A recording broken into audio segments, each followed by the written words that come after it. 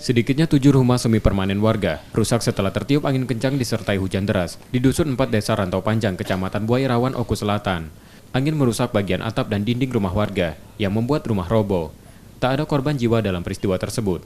Selain merusak rumah warga, angin juga merusak tanaman di kebun warga. Warga menerangkan, angin kencang terjadi di wilayahnya, terjadi hanya beberapa menit, yang membuat mereka panik. Posisi aku mau keluar, takutan, aku landa nangis, tingginya, takutan. Ada berapa orang di dalam rumah saat itu? Ya, cuman aku dengan cucu, cucu aku tuh. Itu kelihatan anginnya enggak? Kelihatan, kuatnya ini loh, brus. Itu merusak apa saja itu? Banyak merusaknya. Apa saja itu yang rusak? Selain rumah, terus? Ya, batang duku. BPBD dan pemerintah kecamatan setempat sudah memeriksa dan mendata kerusakan yang terjadi.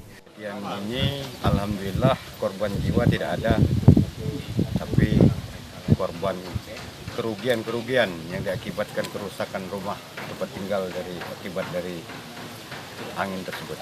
Selain rumah ada juga tadi sebagian di sana ada yang pohon duren, pohon jati, tumbang. Desa mana Pak? Desa Rantau Panjang, Dusun 4. Berapa rumah tadi Pak yang rusak?